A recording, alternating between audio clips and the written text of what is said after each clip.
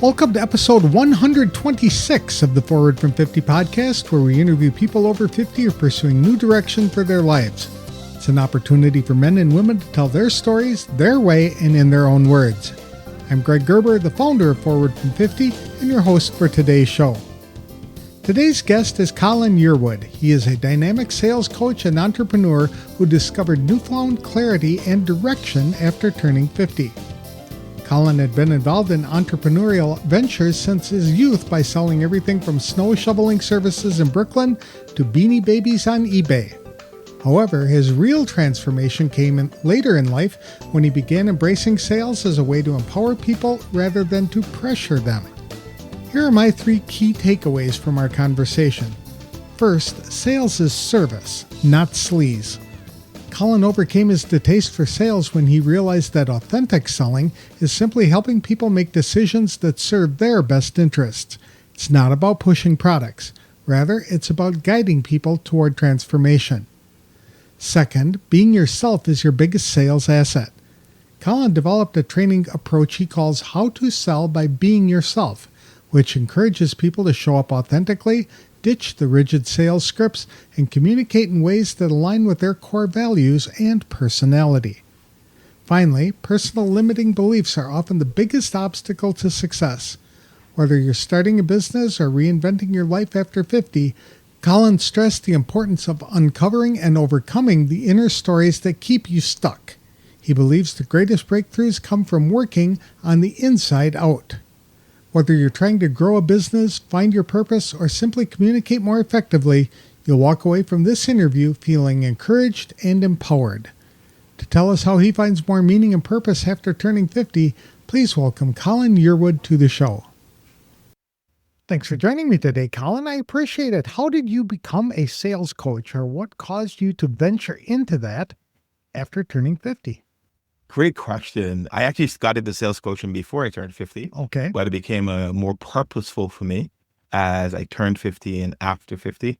The backstory is I was someone who hated selling, literally hated selling. And I always had an entrepreneur spirit, but I would give it away because I didn't really want to go through that sales process. And out of necessity and out of coaching too, because I met a mentor and coach, and he made it clear, said, dude, if you want to make this dream of yours, being full-time, self-employed, running your own business and doing coaching and consulting, you need to learn to sell. And he promptly enrolled me into his sales program. And I realized I had a view of selling that was not accurate. Okay. And that got me excited about the journey forward. I think a lot of people are afraid of sales. It's just more often afraid of rejection by offering something and having people say no. And so they don't even offer it. Would you agree with that? Yeah, I would agree with that. But also I think for many people, it's their experience that they've had. Sales people, right? Like, yes. When you think of sales, will the used car salesman come to mind? Or someone who may have taken advantage of you in a vulnerable moment to sell something for their own interest, not yours. So people have that feel about it. And movies and society and stories people share doesn't really help change that view people have of selling. What kinds of things have you sold in the past? Going back to 1995, 96, one of the first things I sold online was a website to a church in Brooklyn, New York. And I hand coded it myself. But even we go further back, I sold the snow shoveling services. Again, in Brooklyn, where I grew up, I went door to door after experiencing my first snowfall in America, because I'm like, that's what you do. And so I started selling that, and I sell websites. I sold on eBay. I sold lots of Beanie Babies and Furbies. So those are the kind of things I've sold. I sold ladies' shoes in a flea market in Queens, New York. That was an amazing experience for 2 summers.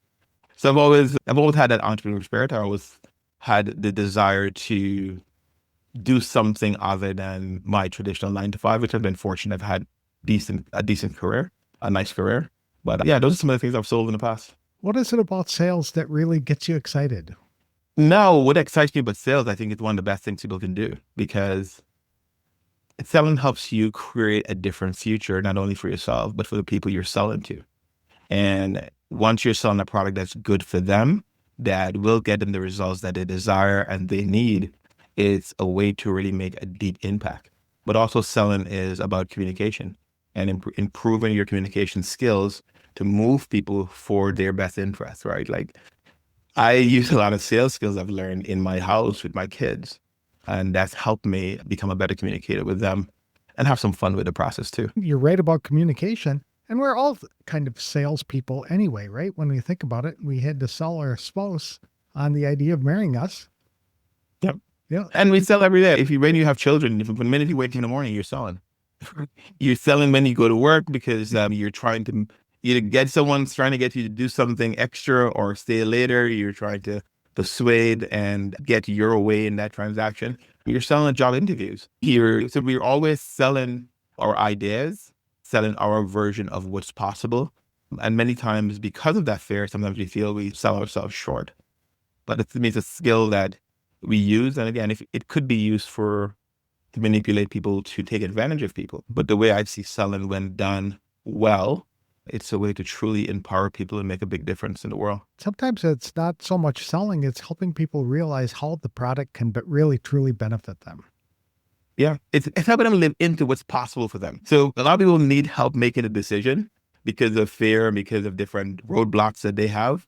So if you're able to show up in an authentic way and help them make that decision that's good for them, it creates such a positive ripple effect because they've moved forward, they've used the product, they've seen the results, and it's transformed how they show up in their world. And that could potentially impact people that you would never get in contact with. How important is it that people may avoid sales because they're afraid of buying the wrong thing or making the wrong buying decision? A lot of times we buy on emotion for that immediate pleasure and we don't think it through. And many times we've made those decisions. We got excited in the moment. I'll tell you a story about that. P90X, I think it was called. It was an exercise program that had an infomercial running back in the day. So one Saturday morning, I got up, me and my partner, the first thing we turned on the TV, that's what we saw. And we spent the next hour or so watching this infomercial and got all excited about this process, this P90X. And we ordered it. I don't remember how much we paid for it. It took about a week or two to get there. It was back in the days when there was no Amazon Prime. It took a week or two to get there. And guess what happened by the time the program got there?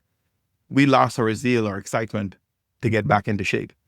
And we didn't touch that program for about a year. I found it when we were moving in the box. The box was open. We opened it to make sure it was there, but we never touched it. So we went through that initial excitement and dreaming into what's possible and had that dopamine hit and made that impulsive decision in the moment. But there was nothing there to help us truly follow through on that decision. I think people have experienced that many times, and that sometimes help them, cause them to be cautious when making that buying decision. So part of the selling process that I enjoy is enrolling people into why this is the right product, why now, and what is the result you're looking to create now. I can't imagine what the buyer's remorse was like back in the day when you had to wait 4 to 6 weeks for delivery. You forgot, why did I order this thing? Yeah, by the time I get there, you're like, oh, why did I order this? And you may have ordered something similar in between that time. Yeah. You had mentioned going through a sales program. Do you want to give that a plug, or do you want to talk about some of the other things that trained you into being a salesperson? So the program I went through, the mentor that I've used, he's not in this space anymore. And it was a personalized program by him. But one of the programs that I really leaned into in the last couple of years was Tony Robbins' program called Mastering Influence. And that is an audio program with a workbook. I think it's a 10-day program and maybe about 18 hours of audio. I went through that program 9 times completely. 2020 into 2021 into 2022, because I really wanted to become a student of this process, a student of how to sell or how to help people make decisions, how to persuade for good. And that's one of the programs I've gone through. I've had a lot of personalized coaching from a mentor of mine called Rudolfo Rodriguez. He runs a program called Wingman Coaching LLC. And Scott DeMullen is another guy that enrolled, not closed. That's one of his programs, enrolled, not closed. And I love that concept because there's a difference when it comes to closing someone versus enrolling someone. So those are some of the trainings I've gone through, listened to a lot of sales books. The one I've been listening to recently again was To Sell is Human by Danielle Pink. There's a lot of a research-based book. So I become a fan of selling because I've seen the differences made in my life, and I've seen the differences made in the clients that I've sold a lot of products to. There's no real university or even college degree that you can get on sales, can you? It's mostly experience, personal experience. It's a combination of personal experience, but there are many sales programs out there. So if you're in an organization, usually they have a sales program for you to go through. There are a lot of different sales mentors and coaches out there.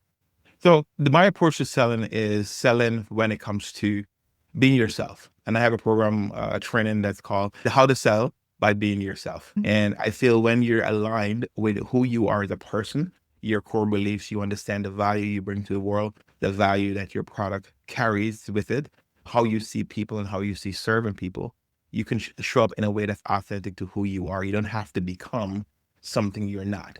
You're good enough the way you are. Just having the right skill sets and the right confidence and the right mindset empowers you to show up in the sales situations. I like that, Colin. I think too many people try to be somebody else when they're trying to sell, and it's just not them. And when you embrace your unique personality, likes, interests, your stories, etc., not somebody else's stories, it makes a world of difference in the presentation and the acceptance of what you're trying to sell.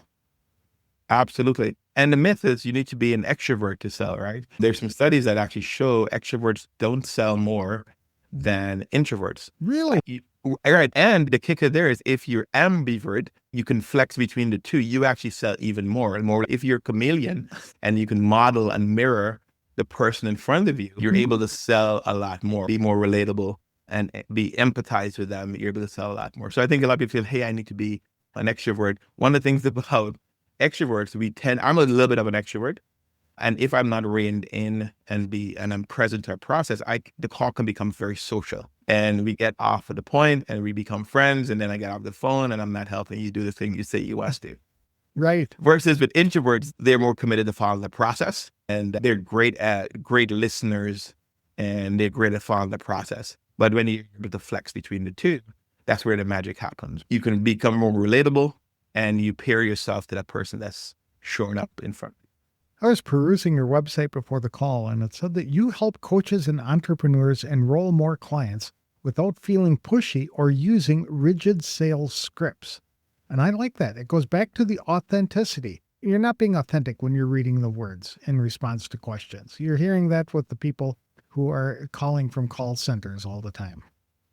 Yep. And people know when you're reading a script. So there's a time and place for a script. To me, when I hear a script, I'm thinking when you're in the movies, you have to read the script line by line, like how the writer created it, right? In sales, where I find that I've been most effective with my clients is giving them a process. Here's the process to flow. Here's the parts of the calls points in the calls you need to hit. And here's some talking points. Now, as you become comfortable in that process, those talking points you can mirror them to who you are, say the way you say it, and use the language that you use and have the same result. You don't have to read line by line. The other thing, as you mentioned, when you're reading the script, most times you're just waiting for a space to deliver the next line versus actually truly listening and engaging in the conversation. Exactly. I could not agree more. You're looking for that opening to get back to the script. Yeah. And sometimes in the calls, when you get lost, like I do get too social on calls and I get lost, I like having the process in front of me, bring back to the process, because the purpose of that call is to get from the call. How can I help this person? Because you're on this call looking for a solution, looking to achieve something, overcome something, experience something. So if I get too social and move away from that, it's not really serving you. So how can I get back to serving you on this call? So that's what a process helps you do. And a script gives you talking points that you can lean on, but not having to recite word for word. Okay, that makes sense. You focus more on people who own their own businesses now, trying to sell their businesses, or are you working with other coaches? So I've been lucky to have a weird mix of clients. And I say weird, but it's a really cool mix of clients. I've helped a lot of coaches and consultants, but also I've helped agency owners and entrepreneurs who have had other types of businesses really tap into their personal value, their confidence, and which allows them to show up in their sales conversations better. So it's mainly most of my clients are coaches and consultants, and even some creators who have membership sites, higher ticket membership site. and they're looking to sell that in conversation versus selling it with a website or a sales page. That's how I show up to help those type of people. How do you typically find your clients? I've been blessed. Most of my clients have come to me through referrals and through Ooh, relationships. okay. So there's two segments of how I do things. One is I work with entrepreneurs and coaches and consultants who have big companies, and they bring the leads in, and I would be on those calls and I would enroll them into these coaches programs. So that's one way I've been able to show up in sales conversations. Over the years, I've created my own program, and through that, a lot of the people I work with is through relationships that I've cultivated over the years. People hear me on podcasts like this and they reach out, and I get to know them and we have a relationship. And sometimes I can help you right away. Sometimes I can help you in another season of your life. But that's mainly how I get a lot of my clients. I do have an email list.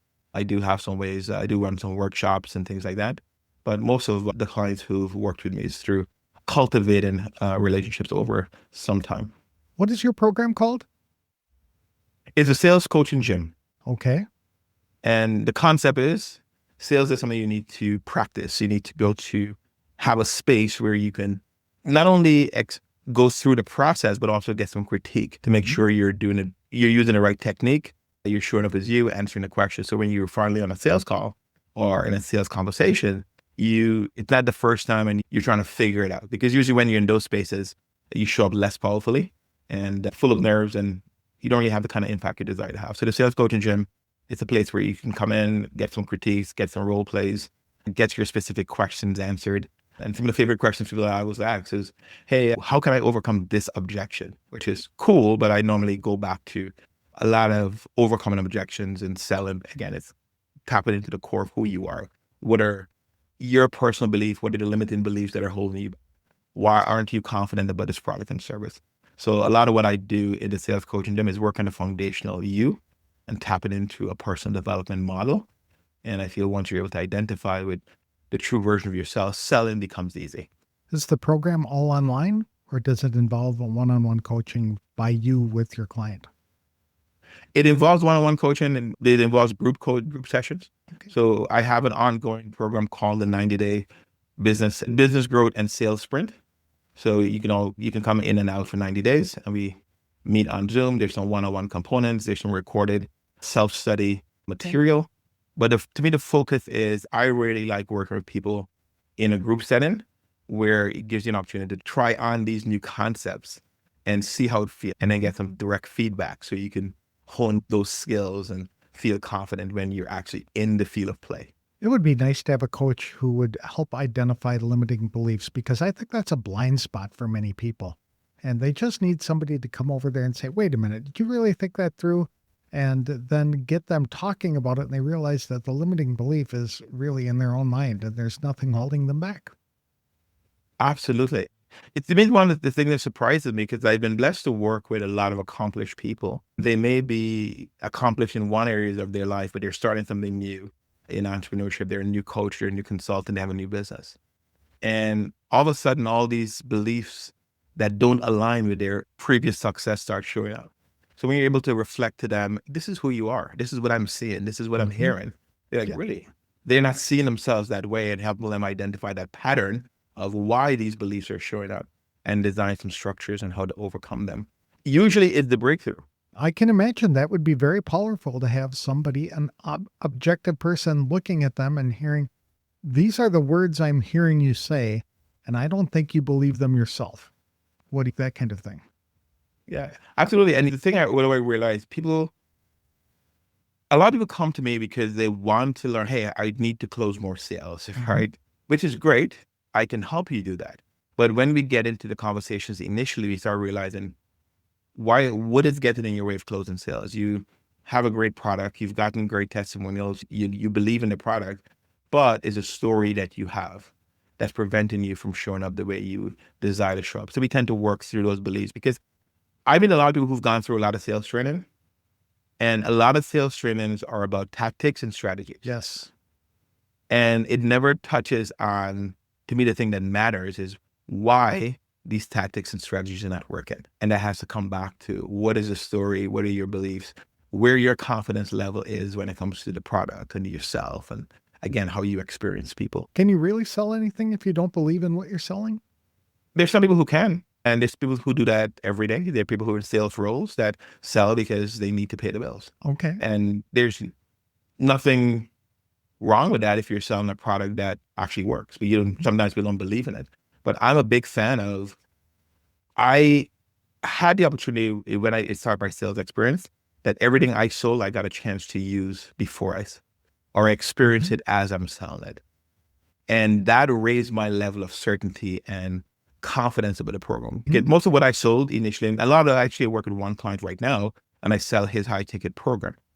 But when I started working with him 2 years ago, and he's the only person to do like sales for right now, I said, hey, before I come on, I need to, number one, get a chance to experience what your program is like. Because I want to know if it works. I want to know if it makes sense. I want to know if it's actually quality. Number two, I want to see some real testimonials of what people are who've actually used the program, what they're saying. And I want to get a chance to experience how you actually coach. So when we went through that process, I'm like, okay, I'm totally on board.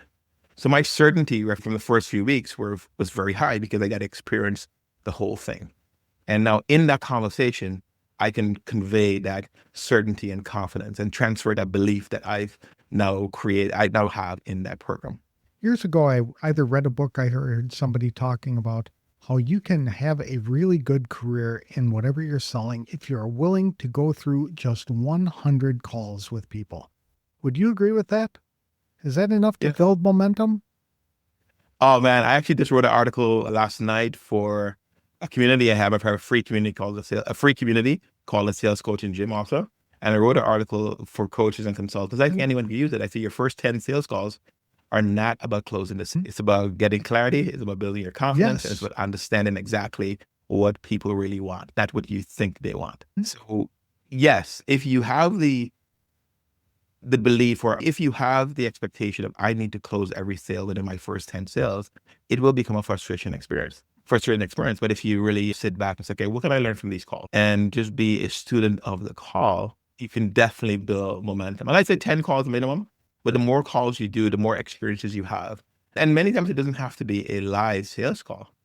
It could be a role play like we do in the Sales Coaching Gym. There you go. It can be doing a role play and then sitting and reviewing it, taking notes and say, hey, what did I do well? What could I improve on? Where did I totally messed up? That definitely helps you develop that skill set. Because to me, selling is a combination of, it's a skill, but also it's purposeful work. Mm-hmm. It doesn't sound like, I guess 100 is a big number and it can be intimidating to people, but in the overall scheme of things, 100 calls is 3 a day for 30 days and you're almost there. Yeah, 100 calls, it's easier said than done. Number one, getting 100 calls could be challenging for some people, but the more calls you do, it's just like baseball. The more swings you get, the more confident you feel at the plate. And if you're connecting, you feel the mojo coming along. So you go up to the plate knowing with more certainty, hey, I'm going to get a hit this time. Versus if you struck out the last 10 times, you're like, oh, you're second guessing yourself. Right? So the more swings you get in, the more reps you get in, and having calls, being open to get on calls, but not only sales calls. So let me pull back. People just feel every call I need to get on, I need to sell on it. Many times you'll be surprised just getting on a call to connect with people. Correct. It's called, in the online space these days, it's called clarity calls and discovery calls and connection calls and all those things. But just get on a call and have a conversation with someone. Just have a conversation. And I would say have a conversation with no strings attached. It could be hard because, again, being in business, people want to move the needle.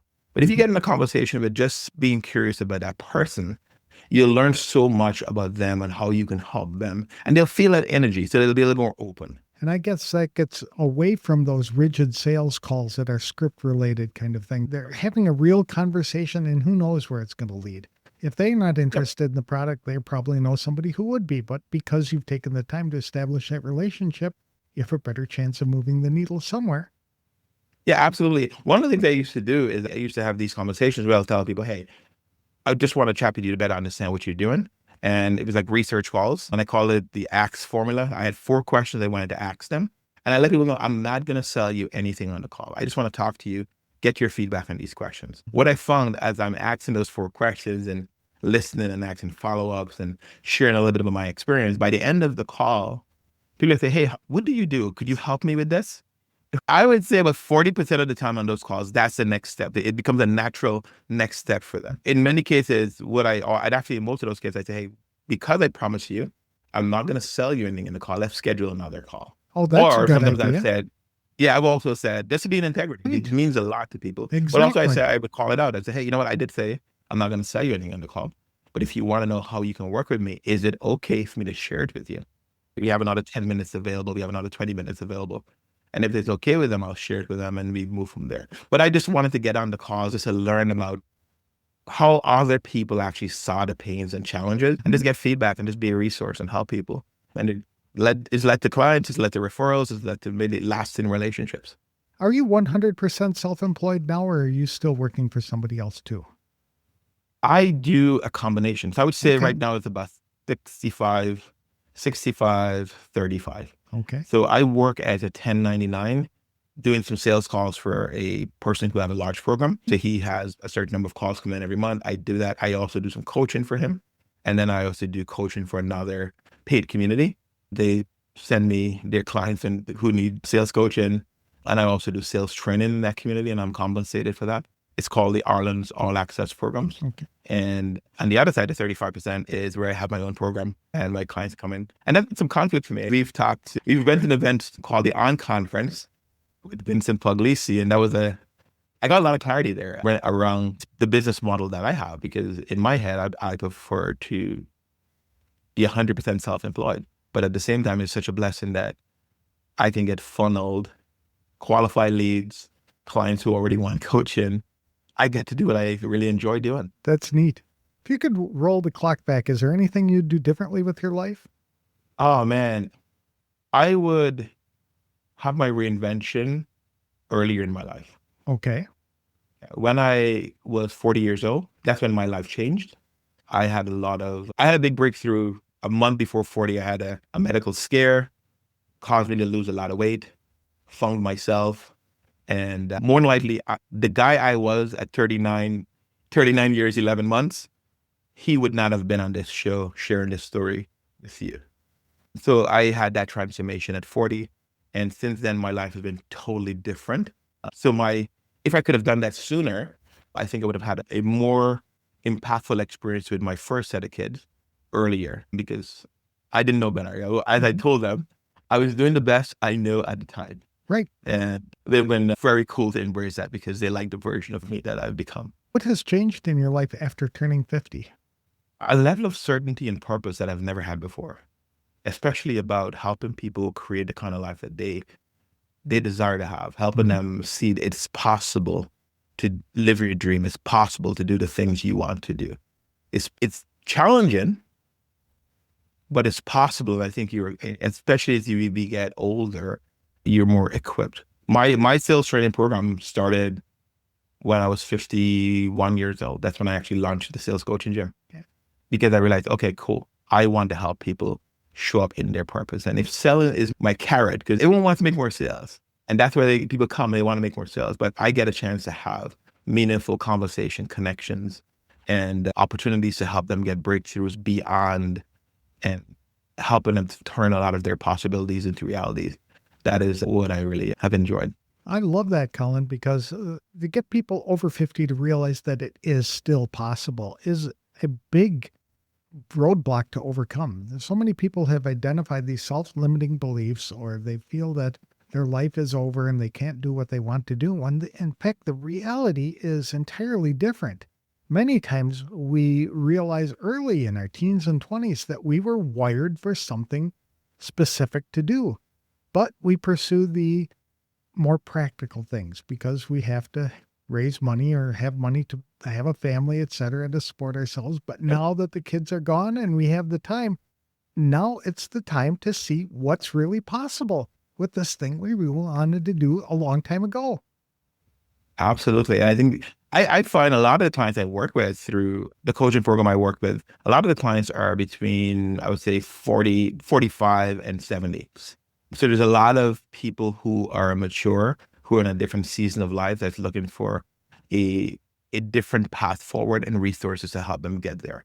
And then there's another set that actually, as you mentioned, they think it's over and you're just waiting for the day to come when we move on. But I think there's so much that life have taught us. There's so much experience we've gotten over the years, Yes. so much we've learned, and we have access to so much more information to make new things possible for us. It's not just, you can read a book or you can follow someone's podcast like this podcast and hear so much amazing inspirational stories of people who are 15 over. And like, you can say, hey, you know what? If he can do that, I want to do that, and just tap into it. So I think there's so much more possibilities for us at this, as we get older. We're definitely wiser. I think we make more purposeful decisions. And I think I see a study recently to talk about in your 50s, for many people, it's like their early 50s or their peak earning potential. Yes. Why not experience that peak earning potential doing something that you truly enjoy? And that could be finding the kind of job that moves you, inspires you. It doesn't have to be entrepreneurship.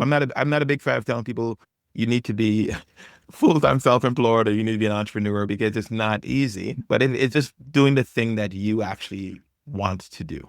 That's right. And I like how you put it, that's 35 is usually when people start looking for outside help. Prior to that, they know it all, right? So they've got 5 theories on how to do life, and they're working through those theories until they reach the end and they say, wait, none of this worked. Maybe I should get some help. Absolutely. That was my experience. I felt in my 40s, I was still I had that idea that I knew it all, or I can do this. But as I hit 50, I'm like, look, number one, I can do it, but I need help so I can do it faster. And I need help so I can do it better. And I need help so I can be more efficient and I can enjoy this instead of just being laboring away at this. So I've tapped into a lot of amazing communities. I've tapped into a lot of coaches, a lot of programs to create a better version of me in this stage of my life. I think it's easy to create a better version because you now know what didn't work, what you like best, what you didn't like, and what I want to change. And then, okay, how can I get some support to make that possible for me? Do you have any advice for people over 50 who are struggling with a sense of purpose or meaning for their life? Where could they get it, or what could they do to find it? One of the things I mentioned is a lot of times our sense of purpose and value is aligned to other people, our kids, our spouse, our grandkids, our aging parents. And there is a belief that I need to take care of them and give them my effort, and that's where I find my value. But I am a believer that if you're not feeling fulfilled in the way of life that you dream, that you desire to have, how could you show up powerfully for those people? And sometimes it's a crutch for people not to do the thing that's hard. So it's just being honest with yourself and just sitting down and saying, hey, if it was possible for me to do anything I wanted to do, what would it be? Okay. Start taking baby steps towards that. You don't have to make a dramatic change, but start taking baby steps. And the thing I would encourage a lot of people to do is start from inside out. The thoughts, the emotions, the feelings, the beliefs that keeps us trapped in the old version of ourselves. And as you start working that out, it is challenging because there's a lot of stories there. What would my kids feel about it? If I tell them I can't watch the grandkids 5 days a week, I can only do it 3 days a week. Am I a bad person? Good. Right. Or if I tell my spouse I want to retire from this job that's just been a job and to get another job that's more meaningful, it's just going against the plan. So just start working inside out what feelings are coming up and addressing those first. And as you address those, it creates more space, I found, to go after the things that I truly desire to go after. That is excellent advice, Colin. I really appreciate that. How could people connect with you to learn more about you or to purchase your course or membership? So the best place is colinyearwood.com. colinyearwood.com. It leads you to some content that I create on social, LinkedIn, Facebook. It leads you to my program. It also leads you to my email list. And I have a link for my calendar there. If you want to just jump on and chat, I'm always open to connection conversations. No sales calls. It's just a conversation, a real chat. See how I can support you. And I'm great at introducing people to resources and other people and other communities that can support them. So if I can be a resource to you, I would love to introduce you to a tool or a community that can help you. So colinyearwood.com. I like that. You're right about introducing the resources, because over our lifetime, we've accumulated a lot of introductions to people that we have known and products that we've used that have worked, or that we've known other people to work. So just making those connections to those known resources can be a huge benefit to somebody else who doesn't know where to go or who to talk to.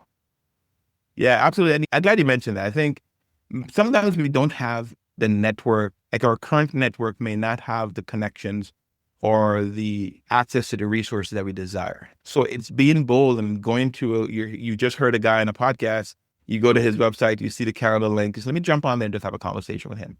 Let me share with him my goals and see what he thinks.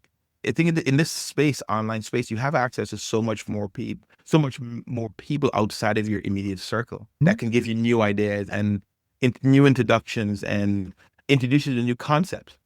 So it becomes easier to explore the direction you want to go in versus around the same group you are. And they may be great people, but they may be great people for where you've been, not where you want to go.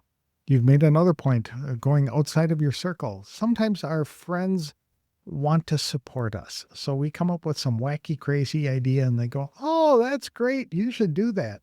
Whereas an objective outside third-party person might look at that and say, I think there's potential there, and start hacking it out and getting that clarity. And you realize maybe it's not that, but it's this that I should be pursuing instead. Yeah. Or they could do the other thing. Right. No, that internet thing, no, nothing to do with the internet. It's scary. It's going to be ripped off, or you're going to hear all these things. Exactly. They can talk you out of a good idea because they want to keep you safe. They may have had a negative experience. So again, this amazing world out there of people, and you can use your own discernment and get a feel quickly. I think most times we feel quickly who's for us and who isn't for us. Give yourself that shot to experience that and make that decision. Thank you again for your time. This has been an enlightening and inspiring conversation for me, and I hope other people have some takeaways as well. Greg, thank you for inviting me on the podcast. Thank you for our connection. We've met online, we've met in person, and I really appreciate being able to share learn about some of your business ideas and the different things you're working on. Thanks again for having me, and thanks for doing this podcast. I think it's much needed in this space because people 50 and older need the right level of encouragement and inspiration. I agree. Thank you again for your time. I appreciate it, and best wishes going forward. Cheers. Colin Yearwood's passion for helping people succeed in sales is about so much more than closing deals. It's about helping individuals realize their full potential and live the lives they were meant to lead. After turning 50, Colin found a deeper sense of purpose by creating the Sales Coaching Gym. It's a program that combines group sessions, one-on-one coaching, and hands-on role play to help entrepreneurs and coaches build confidence, master communication, and grow their businesses. He approaches sales as a learnable skill, much like going to the gym. Sales is a skill that requires regular practice, feedback, and intentional development. But what truly sets Colin apart is his heart. He understands that many people come to him not just looking for tactics or strategies, but for clarity, belief in themselves, and a reminder that they are enough. Through his coaching, he helps clients identify and work through limiting beliefs that may be sabotaging their efforts without even them realizing it. Colin's message is particularly powerful for people over 50. He realizes this stage in life is a time when we are wiser, more intentional, and better equipped to pursue work that aligns with our true selves. He's living proof that it's not too late to reinvent yourself and to help others to do the same. If you'd like to learn more about Colin, his programs, or simply want to have a meaningful conversation with him, visit www.colinyearwood.com. He's always open to connecting and loves introducing people to helpful communities, tools, and ideas. Remember, you don't have to change everything overnight. Sometimes it starts with just one authentic conversation. If you'd like to start living a more meaningful life, I encourage you to download our free guide to finding purpose, which is available at www.forwardfrom50.com. I'll have another inspirational interview on the next episode of the Forward from 50 podcast. Thanks for listening, and if you like this show, please consider leaving a review wherever you download the episodes.